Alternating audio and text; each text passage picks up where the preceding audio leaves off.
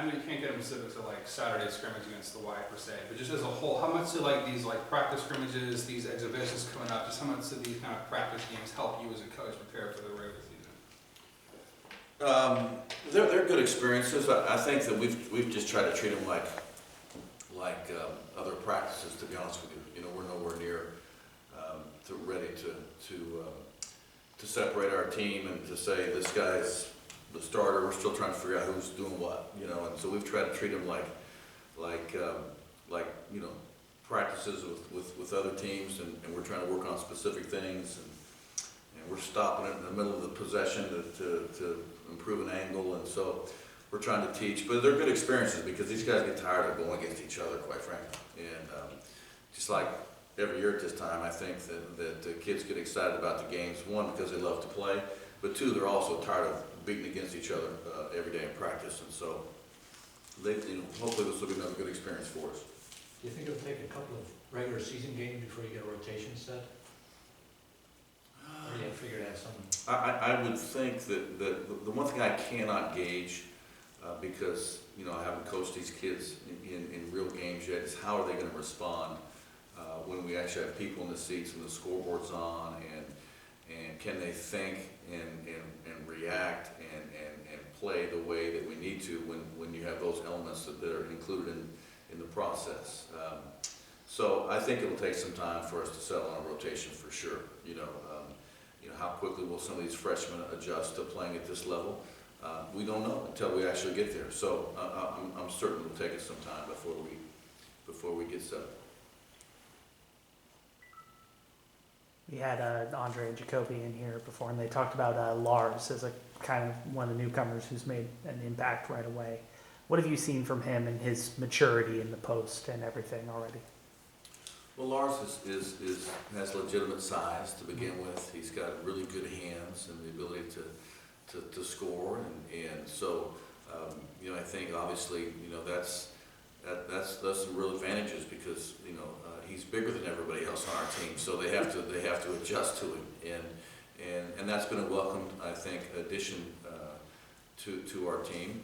But he's learning to play American basketball for the first time, and it's different. There's just no way around it. It's just different, and so some of the things that maybe are legal in FIBA are fouls in the United States, and there's some things that are fouls in the United States that maybe are legal in FIBA, and trying to get adjusted to that, how the game's officiated, to the speed of the game, and all those things are going to take a little time for him. But I think he's been off to a really good start. He's a very mature kid, and so I think he's had a very responsible approach every day, and that's one of the reasons I think he continues to get better. Big guys typically take a little longer. Is he sort of ahead in that regard? Oh, I don't know. I think we all know that physically in the development of a big guy, that they oftentimes come late. Is he ahead? I don't know if he's ahead. Maybe slightly, because I think he's been coached really well. I think in his upbringing in the game, he's been coached really well, so that might put him a little ahead. But obviously, physically, those guys take a little more time. Going in. Your rotation for tomorrow night, you have a set plan in mind to give each guy a certain amount of minutes, or will you just go as the game goes? No, we're gonna make sure that everybody gets exposed to certain things tomorrow. But it's really important for me to get all these guys in front of some people in competition with fans in the stands and see how they react, and so we would like to obviously, if we can, get all those guys some experience. But we have an idea who we probably will start tomorrow. We've got we got a few dings, obviously physically, like everybody does, so that'll impact us tomorrow when we get the report from the trainer in the morning. But hopefully we'll be able to get everybody at least some chance to play. Anybody out long term? I'm not sure if I'm ready to go there yet. I don't think long term. Hope not anyway. Where have you seen the biggest improvement offensively and defensively from when you first arrived working with this team to now when the season's a week away? Well, where I've seen a change in our team, I don't know if I've seen a change in them offensively, because they, you know, when I first got here, they had no idea how we wanted to play. I don't think I've seen a change defensively yet, because they had no idea really how we wanted to play. Where I've seen a change is they now have an understanding of how hard you have to work and the investment that you have to make to have any chance to succeed. And that was uncomfortable for them when I came, and now it's their new normal. And so, because now that's something that they're used to, I think that will give our offense and defenses a chance to change. You know, they really have bought into how hard you have to work and the daily commitment that you have to make. And so I've seen a distinct difference in that for sure. And hopefully those daily investments will allow the other things to change.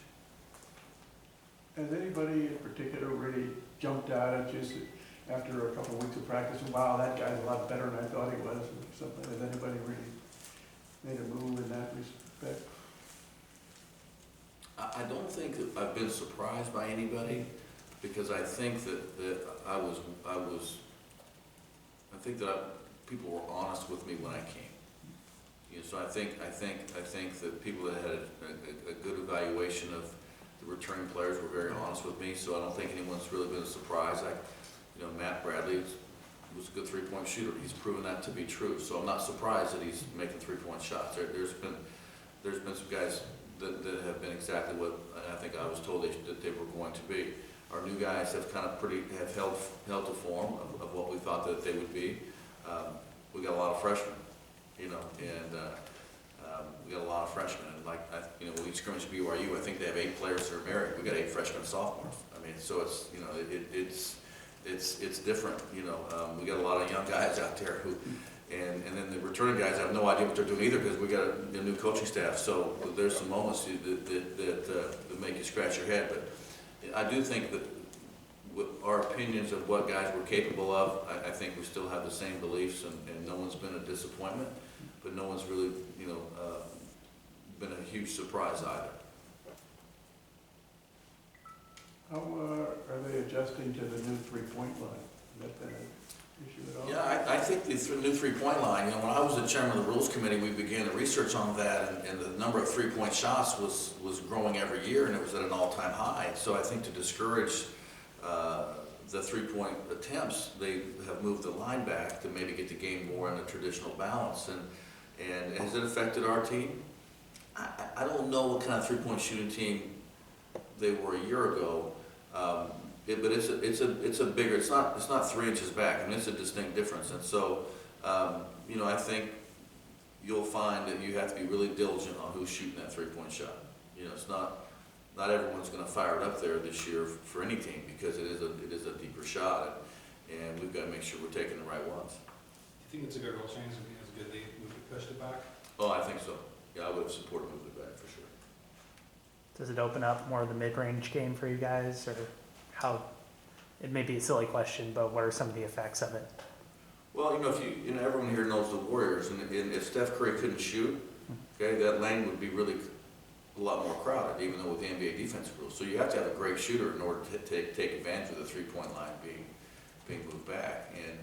And so we've got to develop the ability for a couple guys to shoot it in order to open up the lane. And so you know, we've got to make sure that we have the right guys that, you know, obviously that are taking three-point shots and that they're spaced appropriately, so we can take advantage of the rule change.